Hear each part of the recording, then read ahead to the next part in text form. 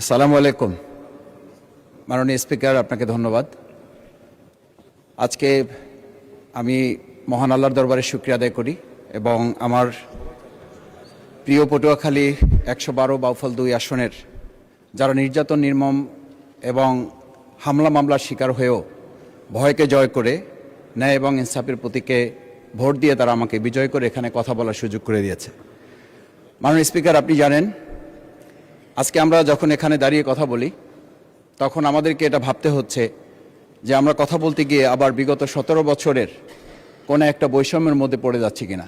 কিন্তু আমাদেরকে এটা ভাবতে হচ্ছে আমরা যখন এখানে দাঁড়িয়ে কথা বলছি, আমাদের কথা বলার সময় শহীদ শরীফ ওসমান হাদি ইনসাফের পক্ষে কথা বলার সময় বলেছিল, আমার প্রতি যে জুলুম করবে আমি তার সাথেও ইনসাফ করতে চাই। আমরা লক্ষ্য করেছি এই সরকার প্রতিষ্ঠিত হওয়ার পর শরীফ ওসমান হাদির ব্যাপারে তার বিচারে কতটুকু কার্যকারিতা নিয়ে এসেছে তা আমরা এখন পর্যন্ত জানতে পারিনি। আমার মনে হয় আমরা সংবিধান নিয়ে ঘাটাঘাটি করতে করতে যদি সংবিধানই আমাদের রক্ষা করতে পারত, তাহলে সংবিধান আমাদেরকে বলে দিত যে আমাদের সেদিন বালু ট্রাক সরানোর ক্ষেত্রে সংবিধানের পৃষ্ঠা আমাদেরকে খুঁজতে হতো। সংবিধান যদি আমাদেরকে রক্ষা করতে পারত, তাহলে ৭২-এর সংবিধানের আলোকে আজকে আমাদের এখানে থাকার কথা না। আমি শফিকুল ইসলাম মাসুদ, আমার এখন জেলখানায় থাকার কথা। সংবিধান যদি মানতে হতো, তাহলে আমাদের মাননীয় প্রধানমন্ত্রী বাংলাদেশে থাকার কথা না, ওনার দেশের বাইরে থাকার কথা। সংবিধান মানতে হলে বর্তমান স্বরাষ্ট্রমন্ত্রীর এখন দেশের বাইরে থাকার কথা ছিল। সংবিধান মানতে হলে যে বাচ্চাদেরকে আজকে এখানে শিক্ষা দেওয়া হচ্ছে, দীক্ষা দেওয়া হচ্ছে, কিংবা তাদেরকে কোনো কোনো ক্ষেত্রে জাসদের সাথে তুলনা করা হচ্ছে, সেই বাচ্চাদের নিয়েই আমরা এই সরকার দলের লোকদেরকে, সরকার দলের সম্মানিত নেতৃবৃন্দকে আমরা চোখের পানিও ফেলতে দেখেছি। আবার কাউকে কাউকে কথা বলতেও শুনেছি যে এই সমস্ত বাচ্চাদের, আমরা তাদের শিক্ষার্থীদের আন্দোলনের সাথে আমাদের কোনো সম্পর্ক ছিল না।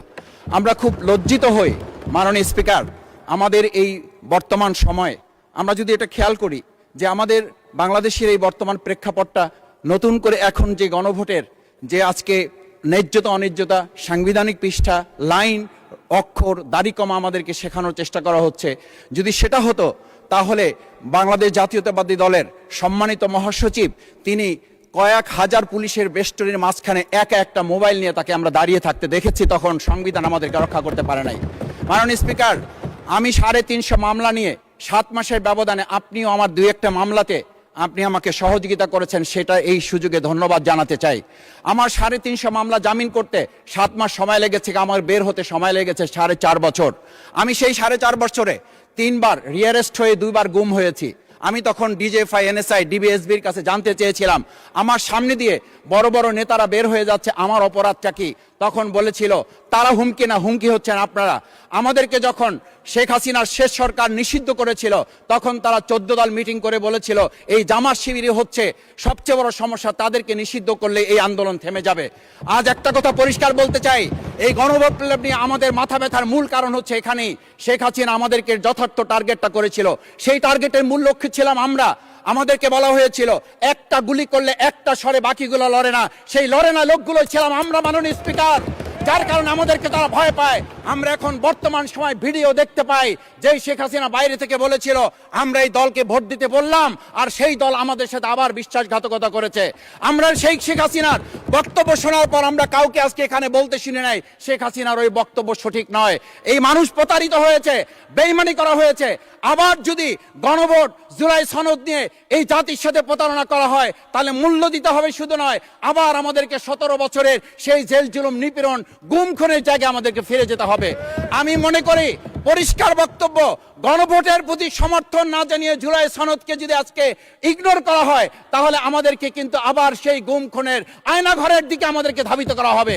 আমি মনে করি গণভোটের বিরোধিতা করার অর্থ হচ্ছে আমরা আয়নাঘরকে সমর্থন করতে চাই।